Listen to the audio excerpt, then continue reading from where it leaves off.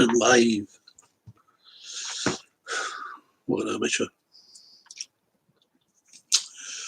Hello, my name's John, and I'm here to talk about Alcoholics Anonymous, or more to the point, the failure of Alcoholics Anonymous. My credentials: 26 years sober, allegedly, because you only have my word for it. And although I'm very proud of it, and rightly so. And AA, over the past couple of years, has, well, it's never actually succeeded. When I came in 25 years ago, 26 years ago, there was a group who called themselves members of the 3%ers, because that's all they reckoned actually managed to succeed. Whatever succeed means. And you know, it's really time to get back to basics, I suppose. And the basics are very simple. Hold on, whilst I adjust this so that you can see my beautiful haircut. You will have noticed, of course, that I'm an amateur in this, but bear with me.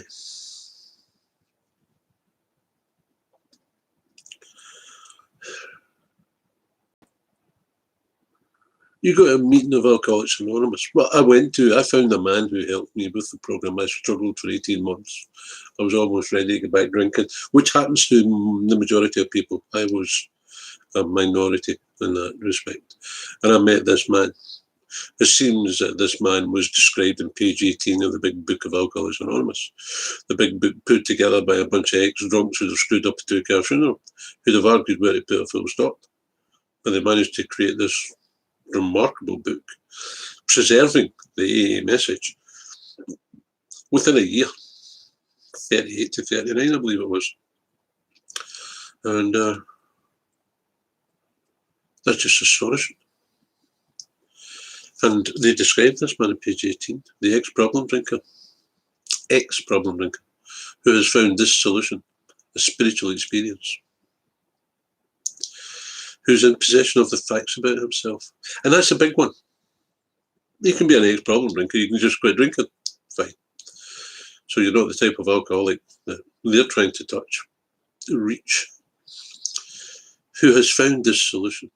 Spiritual awakening, spiritual experience. I heard a few guys in the room say, oh, I had a spiritual experience. I went out to the garden and the whole thing lit up and that was it. I've never had to have another drink. Good luck to them. But you can't give it to somebody else. It's a purely unique experience for you. So that's pointless. And that's why they highlight this. So, right, okay, so you can be one of them. Who's in possession of the facts about himself. This is a big one. How do you get possession of the facts about yourself? The people who wrote the book discovered a way of doing that. Wow. The 12-step recovery program. 12 steps. 12 statements of fact based on the experience of the people who wrote the book. And every step begs a question. How did they do it? And every question is answered in the first 103 pages of the book. It's remarkable. And with the help of this man, described without whom little or nothing can be achieved in their experience. This is all about their experience. Without whom little or nothing can be achieved. So there you go. You've got the book. Hopefully you'll find the man. I don't hold out much hope for you, because I fit that bracket. I fit that description. And the man who took me through this program, he also fits it. Sadly, to a lesser degree, I've discovered. But nonetheless, a seriously genuine man, and, you know, but the road to hell and all that stuff. But he was a very sincere man, and he certainly opened up things for me. And I'll never forget that. So that's all we need. We need the book, and we need the man on page 18. So who supplies the man on page 18? Well, the meetings. The meetings will be there and say, right, we've all taken the steps, because that's the first priority, is to go through this program. And then to talk about how this program's changed our life. Oh yeah. That doesn't happen to AA meets. In fact, I've never heard that, would your average punter would say. I've never heard that. I've heard people talk about them drinking. I've heard people doing a comedy show. I've heard people doing a tragedy show. I've heard people talking complete utter rubbish and doing these so-called chairs where all they talk about is their drinking. We know how to drink. We don't need to hear about your drinking. It's no different from anybody else's. But this is the norm, to do a chair. It was my ambition to do a chair. Oh yeah, can't wait to do a chair. Why? Well, because I was 40 years of age with the mind of a 10-year-old child. When I didn't know it, I couldn't see it. Maybe if somebody had videoed me during a drinking session or whatever, I was like, oh God. But that never happened. I had to come to AA to see myself through these steps. So I was lucky to meet this man, and I've only ever met one like him, and that's me. And I say that, and I'm not boasting. It's tragic. That is absolutely tragic. That's the situation, but it's true. And I go to lots of meetings because I don't have a life. And other people, yeah, get a life, John. And yeah, I can understand that. But I cannot stress strongly enough that this is a disgraceful, disgusting illness. And that's what it is, an illness. It's not a character defect. It is an illness. And I'll prove that later on in this discussion. And so I suppose I took on the mantle. I'm going to stay here and I'm going to carry this message. Because fascinatingly enough, I went to the rooms with all this newfound knowledge that I had. And in my childlike, naive way, I tried to put it across to these adult children. Can't imagine a room full of adult children. You get shouted down, you get bullied, all of that stuff. You get marginalised, as one guy says. I didn't know what that meant. Pushed to the side and just ignored. And I went back to the man. I was shocked and surprised. Hey, people aren't listening to me. Yeah, John. If you talk this program, the 12-step recovery program, which the whole deal is based on, without the 12 steps, you'll get nothing. If you talk this program in those rooms, you'll end up drinking coffee on your own. What? You cannot be serious. This was a revelation to 10-year-old John. Shocked. What? So, and this stuff changed my life, and you showed me exactly how it's done in the book. It's not my opinion. And yet, I'll end up drinking coffee on one. Says, yeah. And perhaps that's what's driven me, this insult, this offence. This is not fair. That righteousness that we have as children. And that righteousness came to the fore with me. And I suppose in a sense I've dedicated my life to it. I think the minimum meets I've done if I've been healthy in a week has been 3, excluding being on holiday. I even managed to get to a few on holiday. Excuse me. So, right from the start, I'm isolated. I'm marginalised. So it's a battle. Right, fine. Like the righteous child. I'll take up this challenge. And I did. And I've been doing it for 25 years, and I'm very proud. And I've taken many, many people through this programme. And as I say, I've only met 2 people, like me and the man who took me through. The man on page 18. I've never actually met someone who I could sit down and say, that's the man on page 18, listening to them sharing. Because we should be sharing about the solution. So if you know the solution, then you will reveal yourself as the man or woman on page 18. Sadly, it doesn't happen. That's the tragedy of Alcoholics Anonymous. I've been ill for the past couple of years, so I've had time to reflect and to go onto YouTube and look at all these AA channels. Nothing surprised me. There was the odd bit of stuff. There was the odd bit of stuff I responded to and replied to and got some good feedback. Well, mainly good feedback. I suppose the ones who didn't agree with me just ignored me in their righteous whatever. They are very righteous, these people who don't have a clue what the program's about. And I'm talking about people 30 years in AA who don't have a clue what this program's about. Oh dear God, I can think of the names right now. I can see their faces.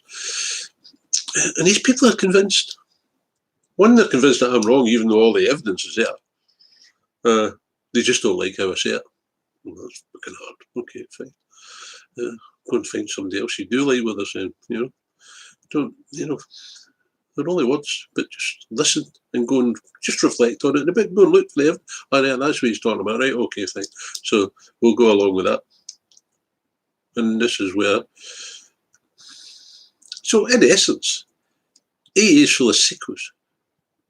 Oh, you can't say that. Oh, I'm physically knackered, and I don't know how much these painkillers are causing me. Lack of memory for a start. And I discovered a thing yesterday at a meeting. I went to this wee meeting. I'd been invited to the meeting. And I don't know what they're talking. And they loved it. And they wanted to hear it.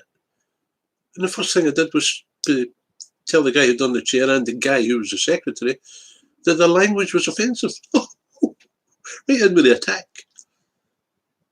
The point being, the man on page 18 who took me through this stuff, that was the first thing he ever said to me. Come up to me, quite small, lightly built, maybe even, certainly frail now. And he came up and he smiled, and he put his disarming smile and put his hand on my arm and went, "Oh, God.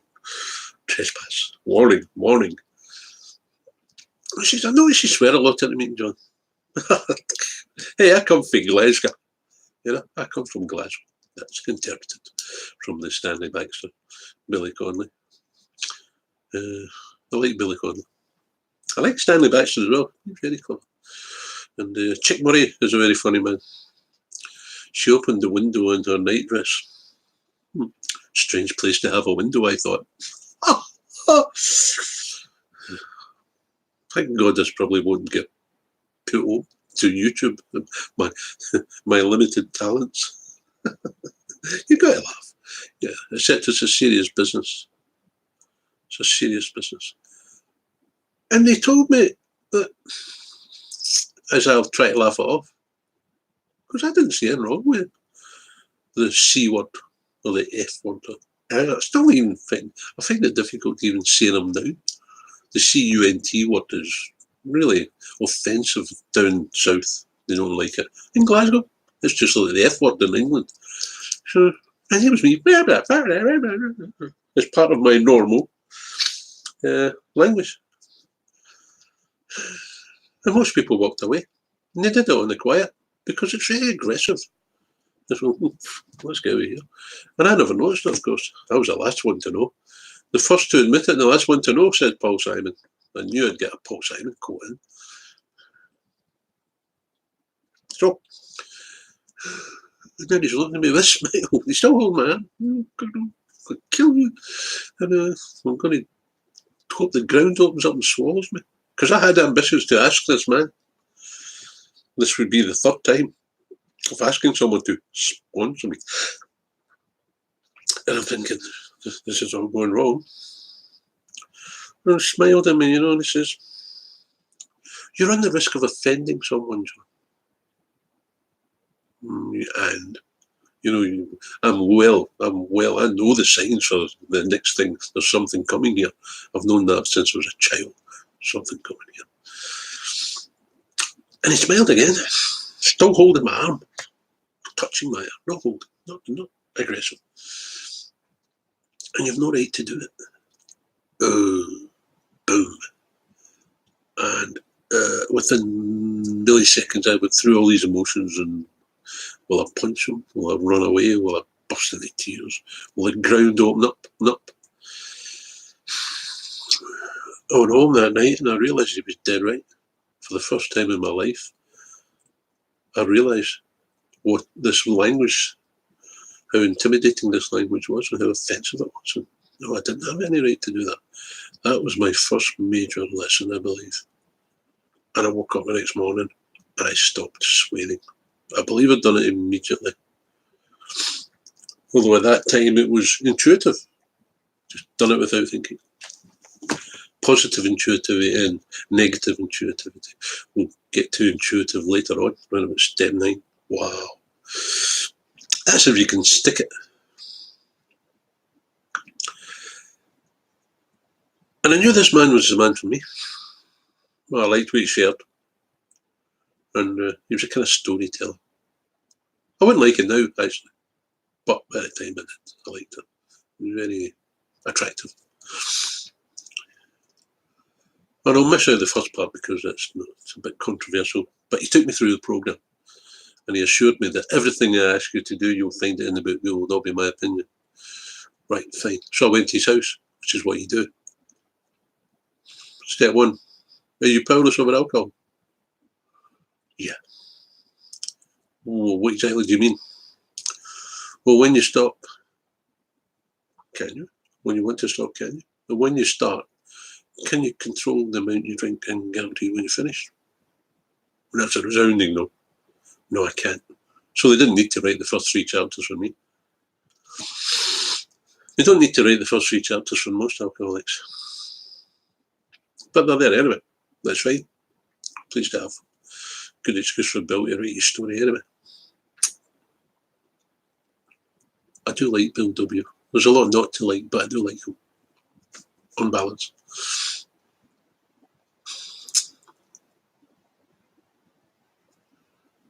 So if I'm powerless, or if you're powerless, John, can you agree that you need a power? You don't have to accept, but just agree that you need a power. So yeah, that's simple enough, isn't it? Even a 10-year-old child can get to that one. Yeah, keep it simple and I'll be okay. I'll be comfortable. Don't have to sit there. No, very simple question. So if I'm powerless, I need a power. Yeah, right. Go on with it. Well, the people who wrote the book discovered a power. I've been to hundreds of AA meetings at this point, and I've heard all sorts of readings from the book. I've never heard it described this way. Never. In fact, most meetings use the 12 and 12, which is not the AA program. How better to dilute the message than to use a book by a co-founder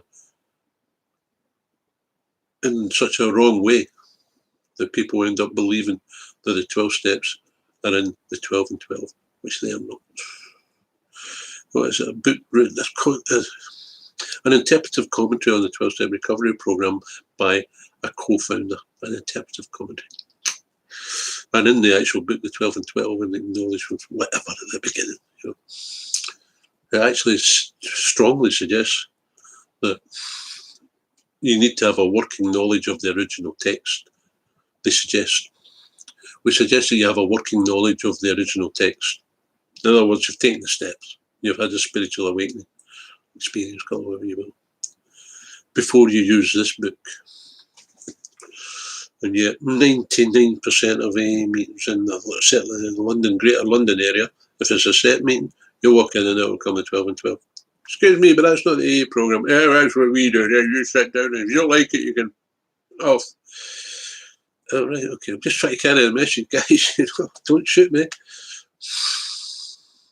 I used to wonder what that meant as well. Shoot the messenger. As a 10-year-old kid would.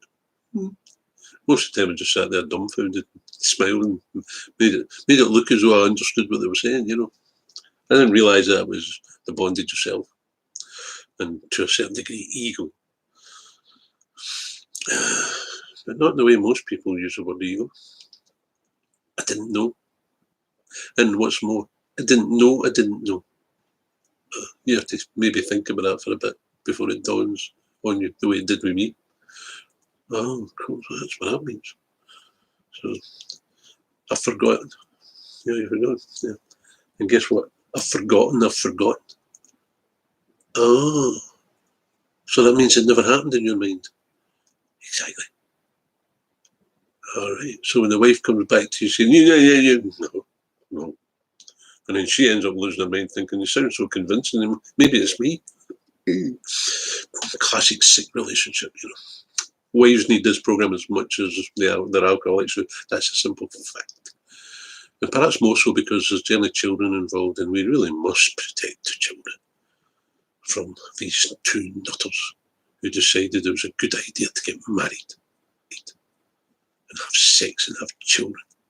It's truth. Cunning, baffling, and powerful. Wow. Anyway, I'm getting sidetracked here. Yeah, I'm getting sidetracked. So step 3, they made the decision. Who did? They did. To do what? To turn their lives and their will over to this God, chapter to the agnostic. Don't have a chapter to the atheist, what's the point? They have a chapter to the agnostic. Right, so I've got a reasonable idea of this higher power thing and all that. And anyway, I'm not letting it stand in my way. That's the way it was for me. I don't care. And if I had a belief in God, it was because I was frightened of God, which is not good. Certainly entirely different now. And so I've got to turn my life. How do I do that? Because every step begs a question. How did they do it? And it's answered. The first part of which is a personal house cleaning. Well, clean my house. What do you mean? My house is a mess. I took it quite literally. Actually, I heard a wee story about a wee woman who went home and cleaned up her house when she heard that. I wonder how she got it. God, the odds were stacked against her. Some of the stories I've heard from people I've taken through the program is just astonishing. It blew your socks off. It's just so, and it's not funny because they suffer. They suffer because. So I have to take this moral inventory. Well, I didn't know what a moral was. And the man explained, it's just looking for the truth, John. All right, okay, I'll go for that. And they give you an idea of how to lay it out. You put a list of names on the left-hand side of your A4 page, lined A4 page. Put a margin there, 5 lines, put a line across. That's your little box for the first name of Iris in, my mother. Iris in, my father.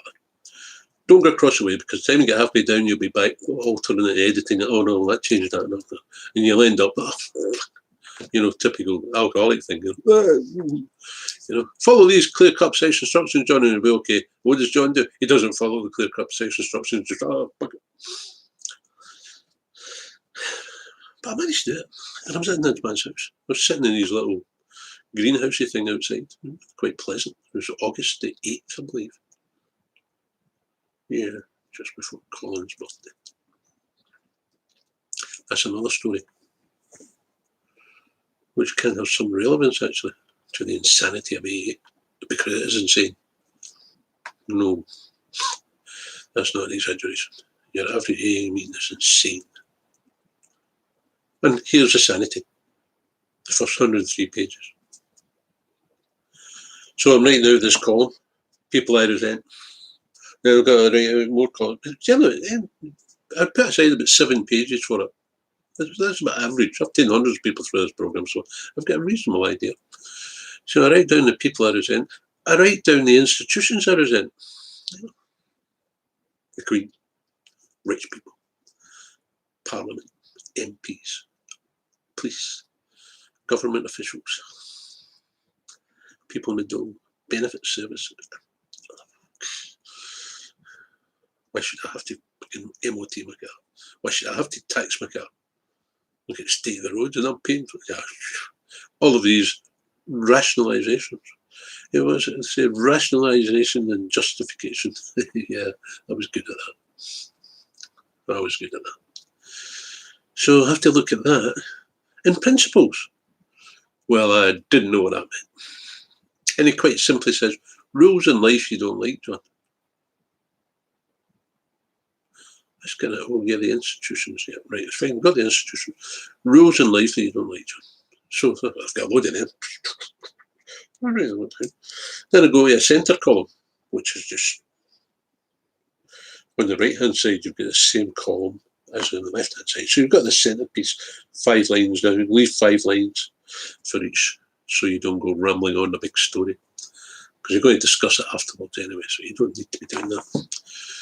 So I resent the cause. Why did I resent my mother? Because she frightened me. And she assaulted me, and she took her temper out of me. And just not nice, and moulded the alcoholic. And shaped him. Unbeknownst to her. See, I don't love my mother. There was nothing to love. But I have a huge compassion for her. Huge compassion for her. And I think that's most important. That's most important. And all because of this program. No, I resent my mother, right? Because, and the part of me affected personal relations. Blah, blah, blah, blah. And it's all there on chapter 5. You can see it's all there. Written down, explained to you how it's done. And, right, okay, so you do all that. Then you discuss it and consider it carefully with a man. Because he's there. He's available whenever you need him. I said that to a guy once.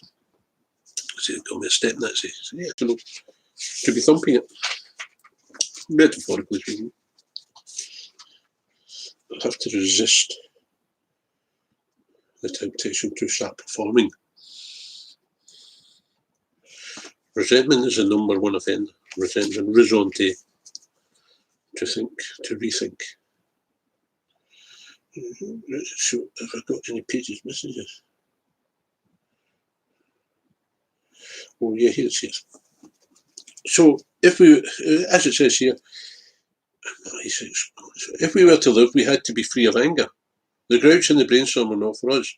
They may be the dubious luxury of normal men, but for alcoholics, these things are poison. Really know what they're talking about, don't they? Really do. These are people who, businessmen, ordinary people, no experts. They wrote it within a year. The business of resentment is infinitely grave. Because if I'm thinking resentment, I'm feeling bad. And if I'm feeling bad, the only solution I have to that, have a drink. That's how it works. I think, I feel, and I react. Right? So I react by drinking. Drug addicts react by drugging. Gamblers react by gambling. You know, it's all that stuff. And,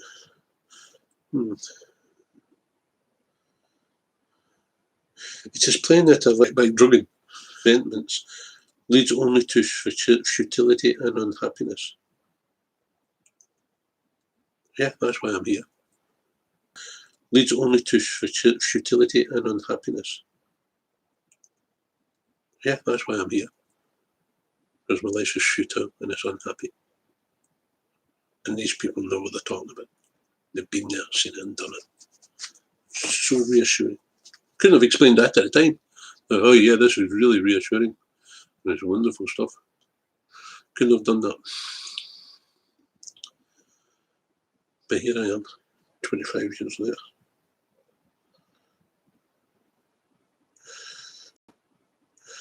So I had to get back to this list that I've made of people that I resent the raison d'être.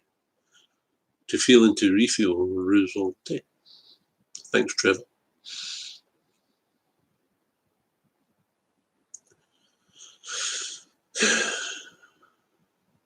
And I have to look at it and think, well, and they suggest that we have to pray for these people. Though we did not like their symptoms. Page 67, and the way they disturbed us, they, like ourselves, were sick too. Yeah, this guy's doing exactly what I do. This is a sick guy, I just don't see it. I can't see it. We ask God to help us show them some tolerance, pity, and patience, that we would cheerfully grant a sick person, a sick friend. When a person offended us, we said to ourselves, he's a sick man, how can I be helpful to him? God save me from being angry. Thy will be done. That's, as we go on, you don't get that right away.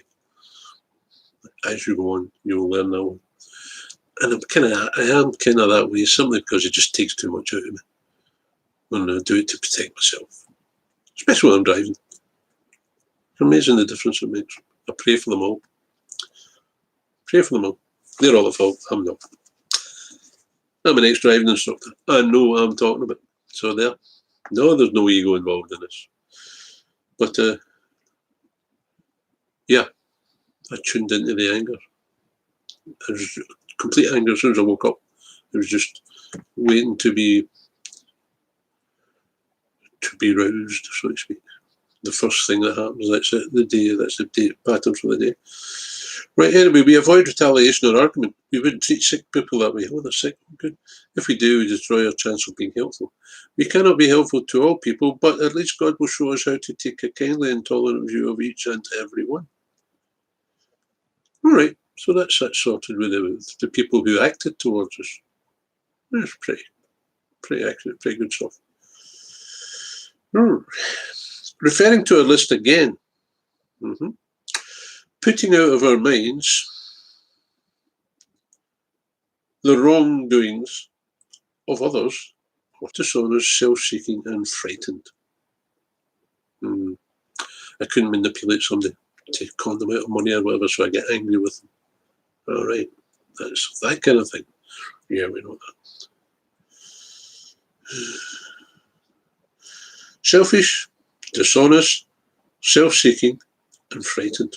Sometimes I reacted through fear. Punched people because I was frightened. Oh, he's a hard man, stay away from him. No, I was frightened. Wow, what a way I live. Though a situation had not been entirely our fault, we tried to disregard the other person involved entirely. Where were we to blame? The inventory was ours, not the other man's. When we saw our faults, we listed them, we placed them before us in black and white. We admitted our wrongs honestly and were willing to set these matters straight. Wow. So, my mistake. Part at fault. Selfish, dishonest, self-seeking friend. Whom have I harmed? This is a list I'm making. This is the opposing list. Who do I resent to? Who do I resent? And why do they resent me? Wow. Good if you can get them to line up with each other. So all right, I see that. It's pretty cool. It's really very, very cool. And lots of that stuff blew me away. I saw things. I saw the reasons why my mother was the way she was, without many excuses for her. I realised why my sister, who I hated, was the way she was. Two of my sisters. And one a bit more than others. And I started, and not many excuses for them, but just started to see, so this is why this was happening. It wasn't only happening to me, it was happening to them. And it's just come to mind. Some people think there's programs for alcoholics. No, it's not. God, higher power, whatever, used us as an example to the world. I mean, who was the most disgusting people on the planet? Self-inflicted and all that stuff. Alcoholics. Nobody has a good word to say about an alcoholic. You just look down their nose at them and disgusted by them.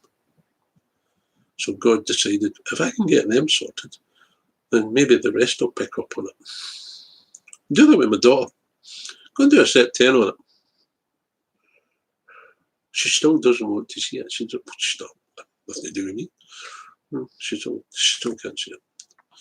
And harder even still coming from me. Well, I got sober when they were pretty young, my daughters. Nicola was 4.5, 5.5. Amy was a year behind. And so they missed the insanity of it. Well, not just my insanity, their mother's insanity. Why did you pop it? Why did you put, oh, dear God. And they saw very little of it. There's some children of alcoholics who invariably become alcoholics and drug addicts, whatever's the fashion, because they grew up in that environment. You can beat them, join them. Dear God, that's how the sickness spreads. It's got to end. And these remarkable people discovered this solution for the world and everybody in it. Wow. So I managed to work out who acted towards me and who reacted towards me, who I've harmed, and who I've got to pray for eventually. And it's important, this is important. I had a wee woman came to me once, taking us through the steps, and step 4, and she resented her father. She said, yeah, he sexually abused me as a child. Yeah, I heard that often. I wasn't a newcomer to that kind of stuff. That was a long time. Yeah, right, so So, and why do you resent this guy? This other guy? Oh yeah, that's my sponsor guy. No. Why do you resent him? Well, he told me that because I resented my father, I'd have to make amends to my father. A lot of people believe that in Alcoholics Anonymous. They believe that because they resent a person, they must, it's on their duty bound to go and make amends to them, which is total fucking rubbish. I mean, if somebody comes up and fucking punches you in the mouth, oh, sorry about that, sorry for putting my mouth in your way. What? Somebody just does it for no reason whatsoever, and you get some nutters, you know, like some of these fruitcakes who drive cars into people and kill them. What? You're going to have to ask for their forgiveness because you resent them. This is justifiable resentments. And I do get a bit wound up with it because I'm quite seriously affected by that as well. And I put it to this wee woman that it's total rubbish and explained to her why it was total rubbish. And this wee woman, child, just looked at me and started crying. I said, why are you crying? And that's when she told me what her sponsor had said. She was too frightened to tell me until I had said what I had said. Because my sponsor said I'd have to go and make amends to him. I think she'd just come back from a relapse on that stuff. This is shocking. People's lives are at risk, and these psychopaths who call themselves sponsors are out there doing untold damage. And it's untold because invariably the person goes and relapses. And I've never heard people sharing about relapsing because of a sponsor and then coming back. So I can only assume they don't come back. Jesus, where did they go? Where did they go?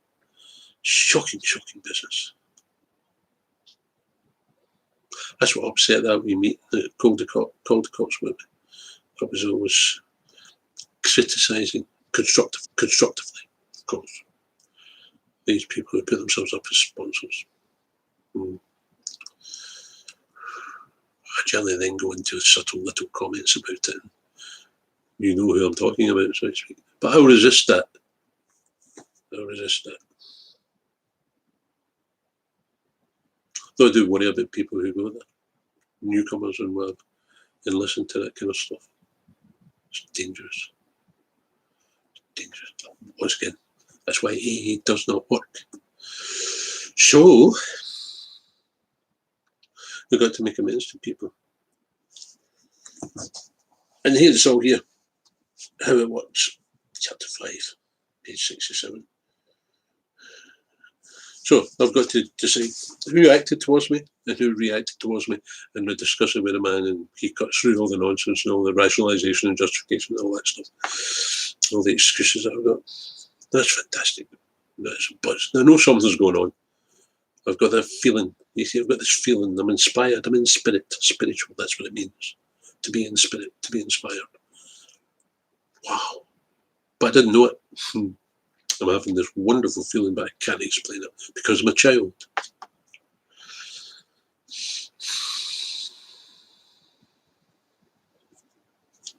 Step 6. If there's some of this stuff that I want to hold on to, turn the page. Oh, sorry. I'm getting ahead of myself here. We have to look at our fears. And it's more than fear, it's what I'm fearful of. Yeah.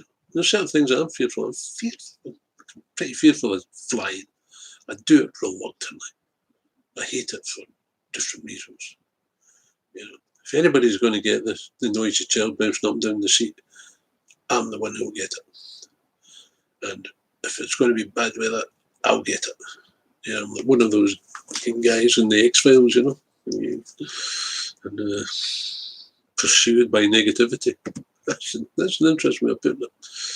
So I had fears of third-party noise. We've got a new neighbour who's moved in. Dear old woman next door died. I say dear old woman, she had a miserable face, an old bugger. But this broker, no problem.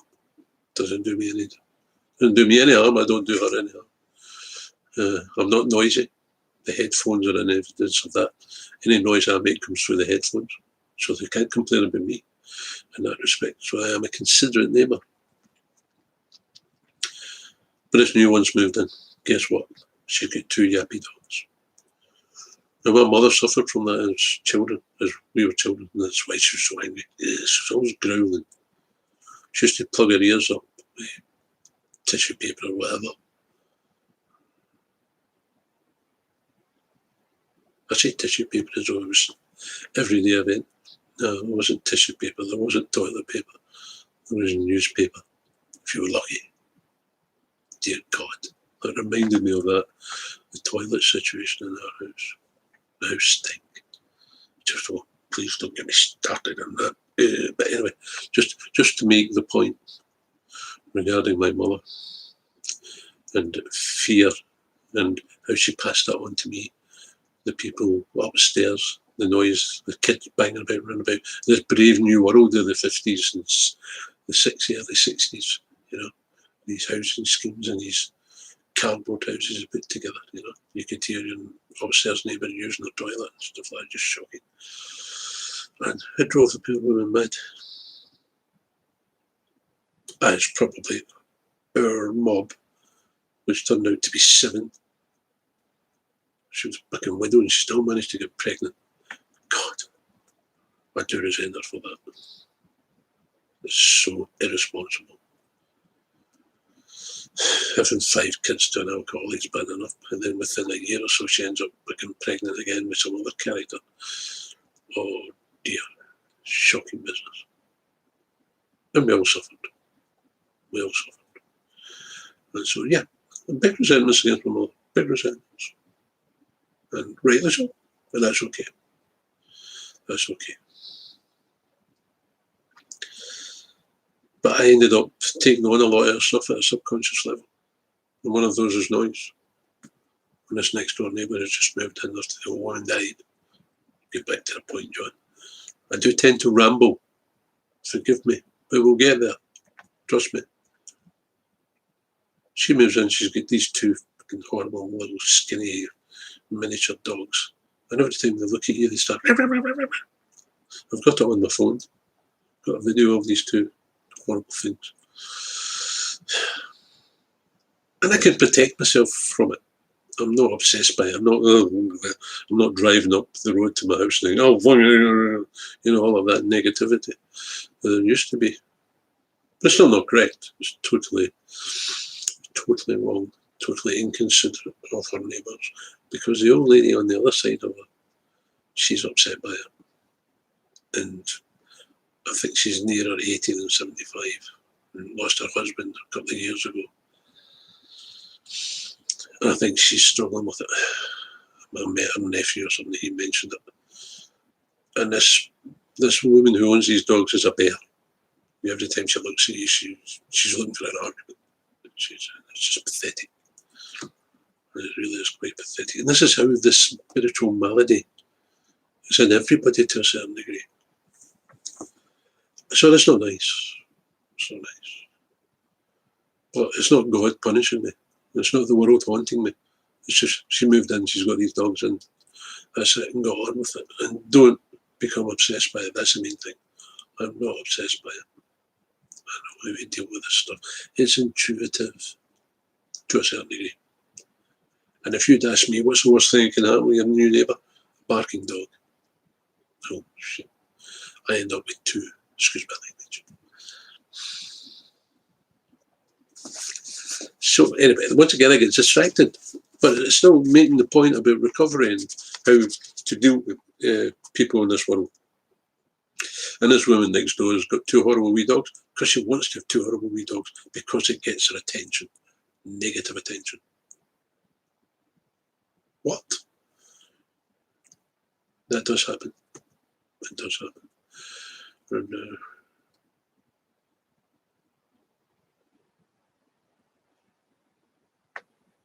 I'm not obsessed by it. I'm not going to go drinking on it. And I'm just going to think look before you leap, so to speak. And I'm a recovered alcoholic, so I know better. There are things that are very difficult, and some people have huge difficulty with them. Might seem trivial to you or me, but massive problems to them. And I know this, once again, because of the number of people who've been through the programme and how people have suffered. So these are fears. And I've got a fear of barking dogs in the sense of they're aggressive and they're intimidating and could bite you. Yeah, I'm not fear of that, quite right. I've got fear of these bloody airplanes and stuff like that. Nothing major as such. Well, the noise, the third party noise is a big one. Yeah, I think more people suffer from it. They just don't admit it because they think you're a moaner, or you think, well, they know that people won't identify and be sympathetic towards them, so they just bottle it all up. And of course, that's what I done as an alcoholic. How did I show it? I went and get drunk. That's how I showed it. Tragic stuff. Tragic stuff. And reflecting on it was making me feel quite sad. But here we are, we're in this solution. We're step 4 and 5. We're looking for all this stuff. We're finding out why things happened, what I was responsible for, what they were responsible for. This is cool. This is excellent. And I'm discussing it with the man, and he's pointing me in the right direction. And I've dealt with my fears of sexual stuff. It was there to a degree. There was no morality. I had a relationship, a sexual relationship with a sexual relationship. I had a relationship with alcohol, which was the most powerful. And if any of that other stuff came along, well, yeah, okay, just as long as it doesn't get in the way of my drinking. That was it. And it was just totally wrong and immoral. I now know what moral means. And we'll have to make amends for that stuff. I did to my first wife, and I did to my second wife. And that's another story. That's another story. Once you start digging, you know, Alison digging the hole, you know, and when do you stop? When does it end? Wow. Constant battle, inverted commas. Yeah. That's life. So this is these fears, and I'm overcoming these fears. So this is good. This is very good. Let's have a look at this book and see what it's saying.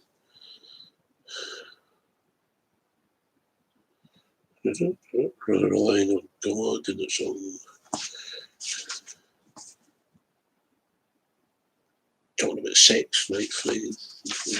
Some people like lots of sex, some people don't particularly bother, and it causes a lot of harm because basically it's about betrayal. And also it's about giving your partner an excuse or a reason for doing exactly what you're doing, which of course is wrong. But they're sick as well, and that's how they can rationalise and justify it. No, you were doing that. And I spoke to my first wife and said, yeah, I knew you were messing about with her, and I knew you were messing about with this one. And she was totally wrong. I thought, listen, I'm going to have to tell you, you're wrong. That didn't happen. And I wonder how she would make amends to me, because I would think she most likely used it to justify, to rationalise and justify her stuff. I'm not interested in that. There's more important things. And it's history. My second wife, that was a different story, because she damaged my children. And I will never forgive that. That's one of those resentments, you know, justifiable resentment. I will never forgive. Do anything you want with me. I made amends to her without getting into great detail. And even whilst I was making amends, she then admitted that she had done something. You know, if it wasn't for the sake of the children, I'd be off. I'd be off. And it's all very sad.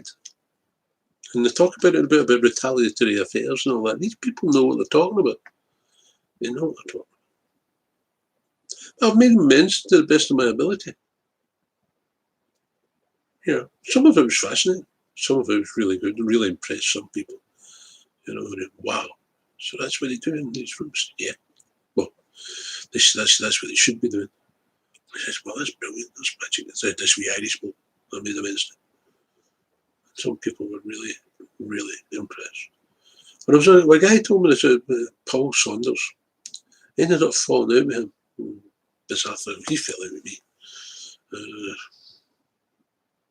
I won't get into any detail, but he told me a story about, I don't even know if Paul actually went through the programme. I think he was kind of bluffing. And we were pretty close at one point, pretty close. And it was a shame that I had to go the way it went, but that was more to do with him and Julie, his girlfriend. And me, I get caught up in the middle of it. Caught up in the middle of it. Hard to imagine how I could have avoided it, man. Especially if you're being honest. Honest to a fault. But he pointed out about this guy, a mate of his, when he says, I used to hate it because every time I was in his company, he would always remind me of how I'd screwed it. Oh, remember you done that? And remember you done this? Then somebody said to him, he said, look, Paul, you want this guy to stop doing that? Go and make amends to him. That's the only reason why he's doing it, because you're leaving him with all this ammunition. Go and make amends. Point out to him that I shouldn't have done this and that was wrong and da-da-da-da-da. And he went and done it. And the guy stopped doing it. Because that's all the reason why the guy was doing it. He was looking for an apology, and that was his way of doing it.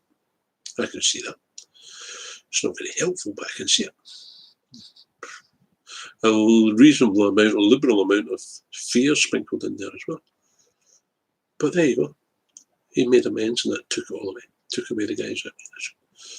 And probably made the relationship better.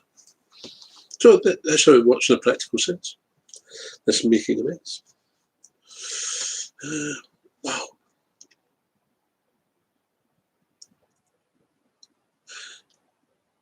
I think that's enough. I think that's enough. These are the first 9 steps. Once you've done them, you've done them. You never have to get back to them. Unless, of course, you relapse and resume drinking.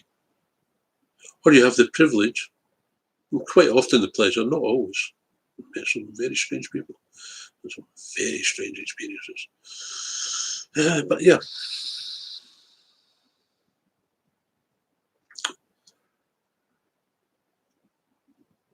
Unless you relapse and resume. I don't need them anymore. They're done. They're in the past tense.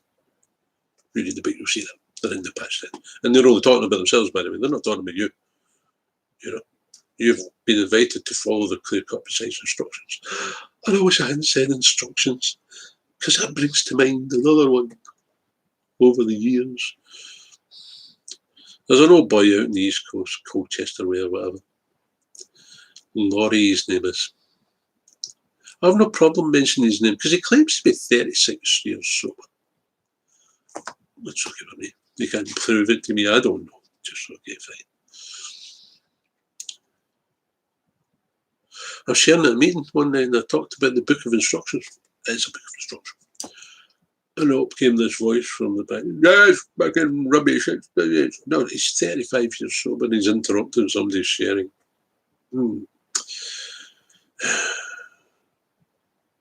The secretary was quite strong. Good luck to him.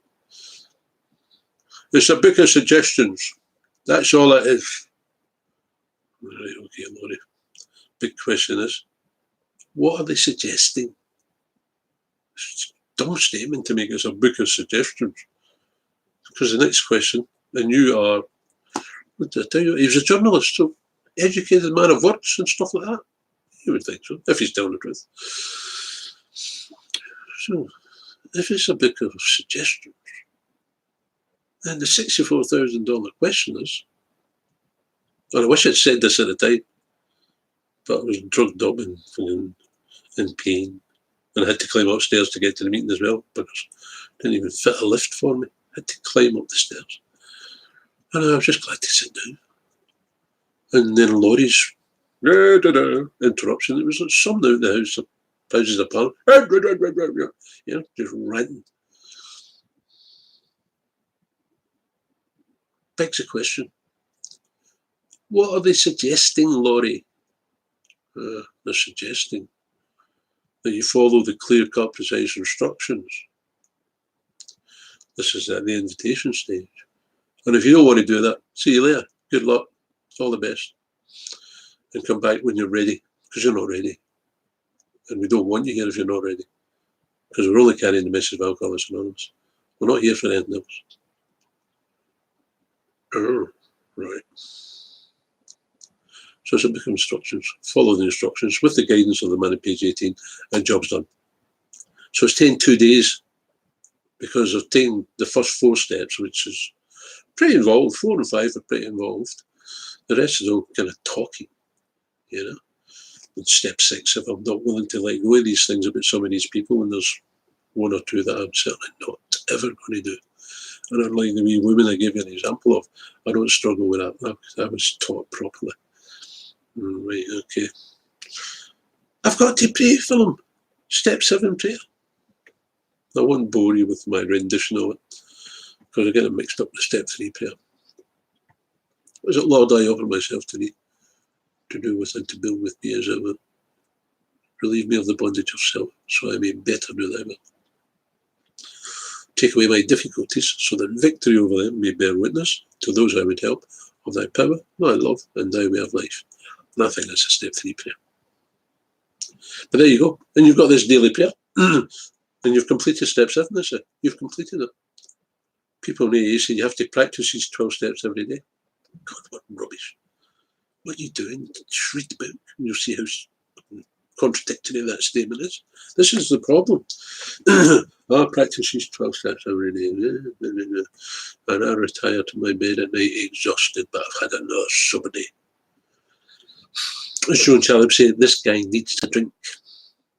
He's 35. Laurie, he's 35 years sober. Laurie needs a drink. Hello, Laurie. I'm here taking your inventory with love. I'm being constructively critical. You talk rubbish. It's not a book of suggestions. It's a book what is suggested to you. And it's decision time. Take it or leave it. You obviously didn't take it, but you didn't leave. You stayed to poison and contaminate everything. And you forgot the simple question. What are they suggesting? They're suggesting you follow the clear-cut, precise instructions. So it is a book of instructions. Yeah, okay, Larry. I look forward to your apology. I'm not holding my breath. But this is what you come up against. This is what you come up against. And as I say, the secretary was quite strong. So that's always a good thing for the secretary. Because he was banging out order. And his style of doing it, and instead of just sober. This is just typical. Typical of how sad and how damaged the AA is. Oh, I'm fed up even thinking about it. And I end up talking too fast. And you English people and whatever else cannot understand me because I'm Scottish. But I won't accuse you of being racist. I insist that he speaks English. Right. So here we are. The first 9 steps. 12 statements of fact, based on the experience of the people who wrote the book. And every step is explained. As you can see, thoroughly. And when you go through step 4 and 5, you're thinking, you will be thinking, wow, there's something going on here. There's something going on here. And I've shared a lot of experiences of step 4 and 5 with the people I've had the privilege of taking through this program. It just blows me away. Wow, so that's what was going on. Yes. And I'm not responsible for that. No. But I am responsible for that. Yes. Wow. So now I know. Yes. Yes. How simple can it be? Set down 11. Continue to take personal inventory. It's no longer a moral inventory. It's now a personal inventory. A diary, perhaps. You know, if something's upset you, just lay it out the same way as a step 4. It's the simplest way. You know, I resent the guy who spat in my face. The reason he spat in my face for no reason, just walking down the street and he just spat, or he spat and it hit my trousers. Yeah, okay, fair enough. Who did you have? Nobody. You're going to have to pray for him. Oh, for God's sake, I have to pray for him. He spat on me. Well, there you go.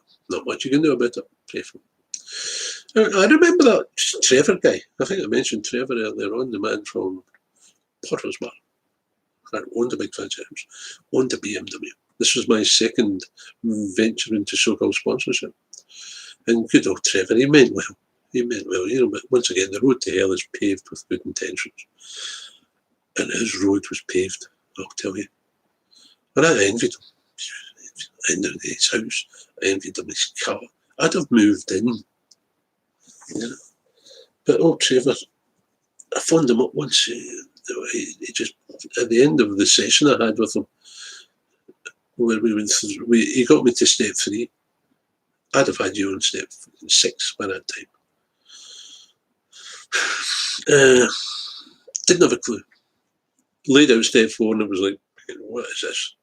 You know, he doesn't understand that I'm an adult child and I have problems with my concentration.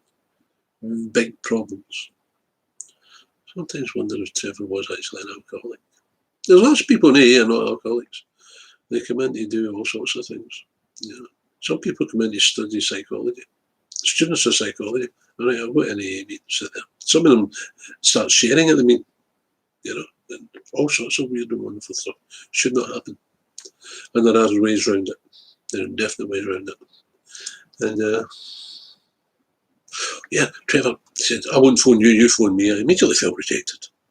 He sent me off with all this paperwork stuff, which I'm saying yes when I should have said no. But I didn't have, I was too frightened. I was 40-year-old man, and I'm too frightened. And he didn't know that. See, he didn't understand the alcoholic. Possibly because it wasn't one. I'm sure his intentions were sound. But he phoned me once. He said, you sound upset, John. Yeah, right. Yeah. Oh, what happened? I was taking the kids to school. I lived in East Barnet. Yeah. This guy cut me up. All right. He didn't cut you up, John. Obviously misheard. I said, he cut me up. This guy cut me up. He said, yeah. He didn't cut you up, John. I'm getting argumentative now. I'm getting all these feelings. He said, you cut a car up, John. He didn't know you were driving it. He could have been in a hurry to get to work on his last warning. He could have been rushing to the hospital. There could have been quite a few reasons why he cut you up when he was being impatient. Maybe just because of the traffic situation. And for the first time in my life, I actually looked at it from another point of view, other than mine. But I was a driving instructor, by the way. And here I am. That was a lesson. Thanks, Trevor. But you really need to go and learn something about this program before you take anybody through it. It's a bit late now, I suppose.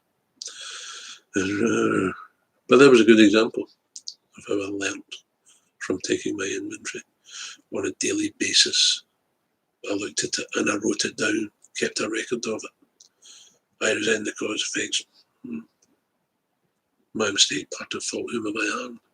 I've still got it up there, big folder full of them. The best part of it was the gratitude list.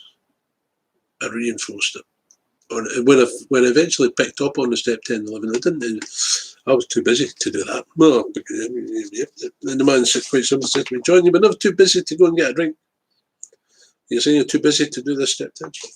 And quite a lot of people have a problem with it. I managed eventually to overcome it. That's why I've got this record up there of all these step 10s that I've done, laid out the same way. I resent the cause effects, my mistake, part of fault, whom have I harmed? Sexless fears. And then finally, going to bed with a gratitude list. Wow. Imagine that. I used to go to bed with if I was lucky enough to be drunk, then I wouldn't even know it. And I say I'm lucky in inverted commas. So, wow, I can deal with this stuff. This is remarkable. This is truly remarkable. And I can see it from another point of view, not just my point of view. And I know why I've now had that point of view, and I can change it. I can change it. This is about change. Step 11. Sought through prayer, right? Meditation, to think deeply. Who are the best advocates of thinking deeply? alcoholics. They're good at thinking deeply. Very good at it. Well, the problem is it's all negative. Oh. But now we've turned around. We're now thinking deeply about positive. And if we practice this often enough, like riding a bike, like getting up in the morning, going to the bathroom and washing your face and brushing your teeth and doing whatever you do without even thinking about it, just okay, get in your car, drive, change gears, you don't think about it. I used to love it when they read out the promises and they came to, we will intuitively know how to handle things, which used to baffle us, which I think is possibly the biggest promise ever. Excuse me, whilst I move. I still my bad back. I'm due another operation. This will be the fourth one, and the final one. And it might be quite dangerous. But there you go. That's another story. And I managed to do it without drinking. So there you go. 10 and 11 on a daily basis. 10 and 11 leads to 12. The first 9 steps are in the past tense. Once they're done, they're done. You never have to get back to them, unless, of course, you relapse and resume, or you have the privilege of taking someone through this program, which I've had hundreds of times. Most people think, yeah, he's big enough yet. No, not. Seems I started a revolution in East London. Wow. Went to a meeting yesterday, a CE meeting, and the guys were so pleased. More or less, it was only a little meeting. And I just shared, this is what it's about, guys. This is what about the sole purpose of this meeting is to discuss the 12-step recovery program as it is in the book. And the best way to do that is a topic discussion meeting. The 3 guys were, yeah. And at the end of it, they really showed how genuinely appreciative they were of it. Because this meeting was struggling. And I felt really good, although I was ill. But it gave me a boost, gave me a lift. Shattered me. When I got home, I was totally shattered. I knew it was. I didn't take any painkillers with me. That was the thing. That was my mistake. But I did. I forgot they were in there. Anyway, I survived. So once again, I did to talk about the first 11 steps, which lead to step 12. Having had a spiritual awakening, as I've been inspired, I'm inspired, spiritual. Having had a spiritual awakening as the result of these steps, we practice these principles. That's good, step 10.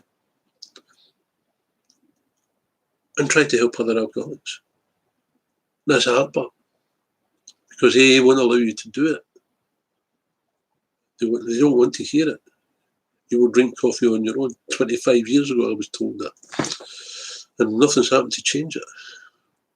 I started up a wee meeting on Tuesday afternoon in Luton. You get a chance, go to it. That's a topic discussion meeting. They've got all the topics on the internet. You can go and get them printed. I think there's 100 odd specific and 100 odd suggested. Laurie will like them, the suggested ones. And then you just give the people, or they help themselves. What would you like to have a quick discussion about? Oh, I'd like to discuss step 4. Right, okay. Anybody get anything to add to that? No, that's right. Okay, let's move on to the next.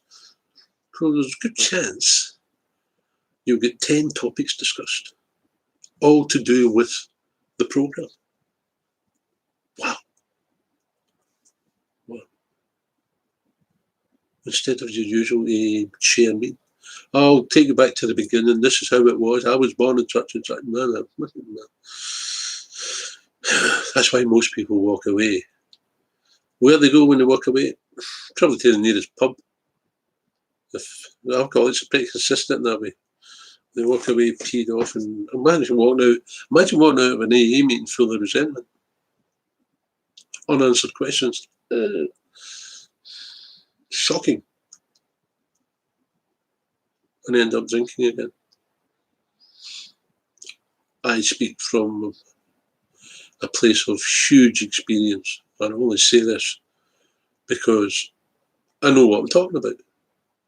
I've had disability. Whatever happened, these people came and these people asked for help. But eventually I was worn down. I'm now marginalised. I've been put out to pasture. I'm what they call an old timer. And the stuff is so fresh. Every day it's fresh. And there's a whole new idea about whatever it is. Even the man who took me through the programme sits in a meeting on a Friday night, and it's a chair meeting where so every month they have a husband and wife. Oh, what? Please stop this. You know, well, it took me 5 months to get through step one. It was hardly a course of vigorous action, is it? And I get castigated for that because I was being critical of her. What do you mean fucking being critical? She's talking. Don't swear, John. Don't swear. She's talking excrement. But oh well, you got you know, well she's an alcoholic. You know, all of this snowflakey stuff, which is we've come into AA now. In the previous example of getting a phone call from the police, you've not to attend this meeting. Where did you get my number? From an AA member. Yeah, anonymity. We jealously guard the individual's right to having to state their opinion. How powerful a statement is that? All right, so you stated your opinion. It's a whole lot of rubbish, by the way, but I'm allowed to say this back to you because I have a right to my opinion. And then it's up to the secretary or whatever. But of course, you don't have that problem if it's a topic discussion meeting. And the secretary just pointing people in the right direction. Well, that's not quite a correct quotation there. So he'd have to know his stuff. Secretaries should know their stuff. They don't need it. Really. And that night, we Laurie, the wee monster. And he is a monster because he causes so much trouble and upsets and distorts this message so much. And he probably knows that the newcomer probably likes him because he's big and tough and strong. You know, like Mickey Most. Mickey, what's his name again? I don't remember his name. I bumped into him online. Then I bumped into him at a meeting. Strangely enough. I can't remember his name, but he's well known in on the internet. Mickey. And he uses his full name, which I have no problem with. I have no problem with at all. I use my full name if I want to. I feel it's needed. But I'm not John Mack. I'm trying to remember his name, but I can't. But he was the same type of guy. Just talk complete rubbish. And because of this wonderful internet stuff and YouTube, you can go onto YouTube and you can look up what he was saying 10 years ago. You can go back further than that. You can go back to the 80s, 90s when I first encountered them in the 90s. Wow, some interesting stuff on the internet. And I appear in it sometimes. People attacking poor wee me. They can't deny anything I'm saying, but they still attack me. You know, the step Nazi people. And that's human nature. The specific idea of human nature, adult child.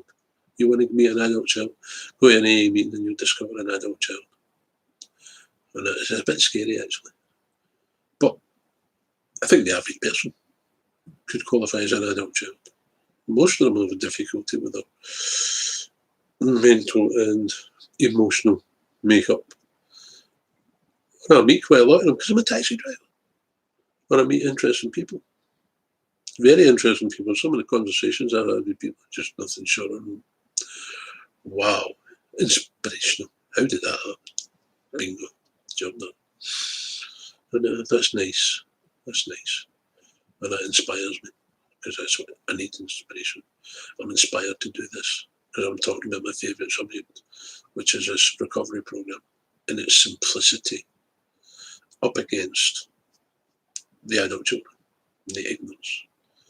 And they don't understand it until they take the steps. There have been people who have come up to me having taken the steps and apologised to me. quite a few occasions that's happened, and it's really powerful stuff. Really powerful stuff. People who were totally against me then come up, thinking about what you're saying. You're dead right, and I'm sorry. And don't tell me, tell them. I'm not interested in, doesn't matter to me. Does it hurt me? Does it hurt? Well, it hurts. Yeah, it hurts. But there you go, sticks and stones and all that stuff. But isn't it remarkable? That programme, which was obviously inspired, is now in the state it's in. And as Bill W. or whoever was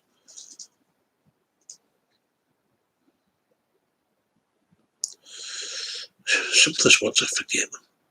Inspired. Whoever it was inspired to say sobriety, freedom from alcohol through the practice and teachings of the 12-step recovery program is the sole purpose. Not just a primary purpose, it's the only purpose. There's nothing else to be talked about. The 12-step recovery program and how it's changed your life. Thus, we have topic discussion meetings by people who know what they're talking about. And if a newcomer comes to the room, they're immediately taken through the program or offered it. That's first priority. You're powerless? Yeah. You need a power, yeah. Well, we've discovered a power. Do you want to follow our path? No, no thanks. Okay, see you later. God bless you. Take my hat off to you. Good luck. Try some control drinking. Come by when you're ready. They do the opposite. They invite them to sit down, and eventually they start developing their own share. I used to tell lies when I shared. I was so desperate. I started making up sponsors and things like that. Oh, my sponsor says this and my sponsor said that. And I remember a wee guy, Orpington, South London way, the suburbs. And this wee cyclist guy came in the meeting. He was all Tour de France stuff and all that, really impressive stuff. And this wee guy shared that his sponsor had told him to take a step a year. And this wee guy was quite excited about this because he was a child and he was getting some sort of attention. He didn't know what it was, but he was getting attention. Try telling that wee guy that his sponsor's a dangerous person. A step a year, that is a fact. I think that's the worst example I've had in 26 years. And this wee guy thought it was great. And I shared my stuff about how you launch out in the course of vigorous action, and some people don't like to hear it. The guys in the meeting yesterday, and I'll finish on this because it's now been 1 hour and 20 minutes. My God. The two guys, the guy who done the chair, which was the usual stuff, and the secretary, quite a nice bloke, they were cussing and swearing. So I came in to share, and I said, well, you know I like this, guys, but your language is deplorable. And I gave them the example of you run the risk of offending someone. The example that I had been given, this is how it works, isn't it? This is, well, the man said this to me and I'm now saying it to you. It's not just me. This is backed up. Yeah. You run the risk of offending someone. You have no right to do it. Do you swear in front of your clients? Do you swear in front of your customers? Do you swear in front of your children? Do you swear in front of whoever? The bank manager? No. Why do you swear in front of me? You run the risk of offending. No right to it. And these guys really took it. Wow. They were so open to it. It was really a very spiritual moment, a very spiritual meeting altogether. Well, it only lasted an hour. And that's nice. That goes down on the gratitude list. This gratitude list builds. This gratitude list sustains me. I've been crippled for 2 years and isolated and drinking coffee on my own. Try it when you've got a bad back and you can't get out of the house for months on end. That's not so good. And you've not got a wee wife because there's not that many healthy women going about. I've learnt that. There's not that many healthy women going about. And wow. And I'm okay being on my own. except when I'm crippled, because I can't get anything done. And that's pretty difficult. And I don't like the social services people who come round, I don't like that at all. It's like trespass, And my house is a mess. If you could see my house, it's a mess. But there you go. I can pick up little bits at a time. If I make any physical effort, I have to sit down for an hour. It's like 10 minutes of effort and then an hour rest. Sometimes longer. But I'm appreciative. I've got a roof over my head. I've got a fridge freezer full of food, and I can go and do whatever. I have to do less eating. And I've got comfortable seats, and I've got my computer, and I've got a nice television. All of this stuff I didn't have even less than 10 years ago.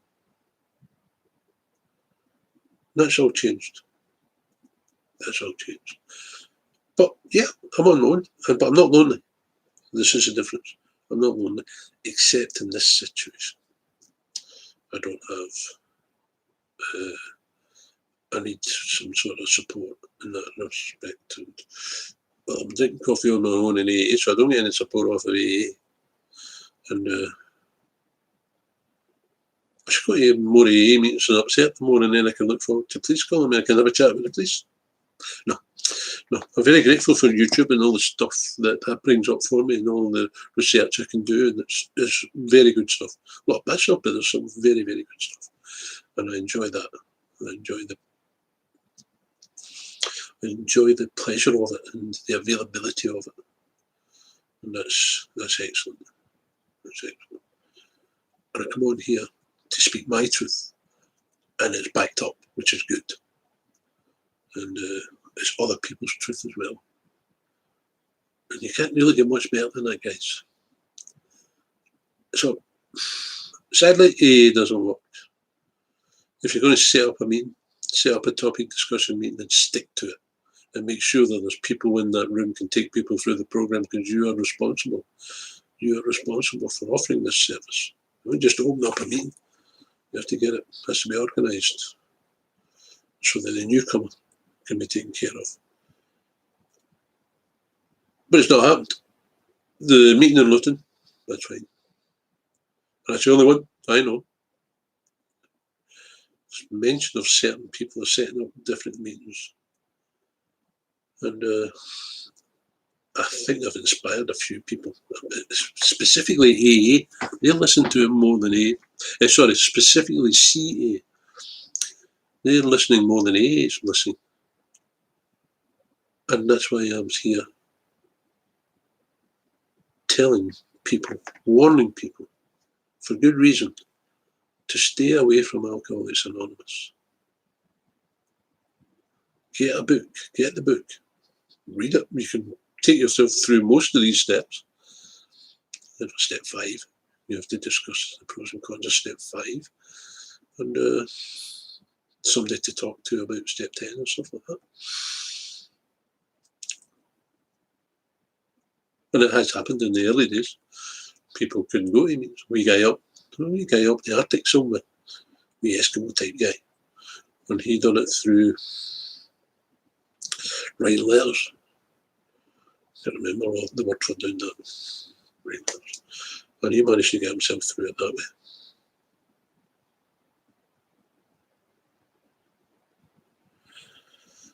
So after 26 years, here I am.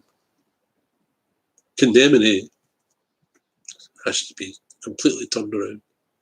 Completely turned around.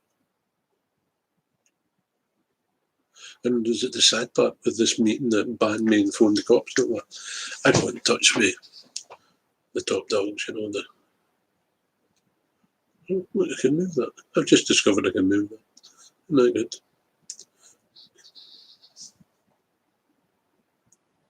Yeah, I phoned up the head office. Didn't know, didn't care. Just go to another meeting.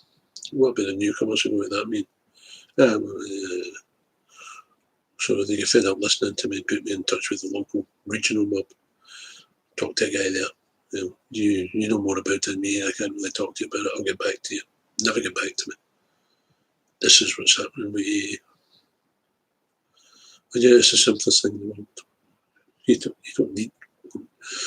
in these monthly groups that meet or whatever.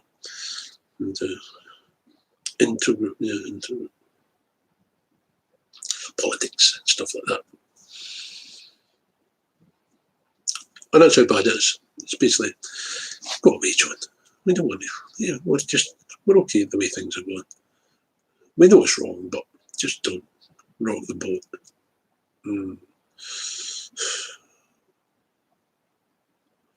Now, if you get something from this, that's fine. Go about carrying the message. Drink coffee on your own.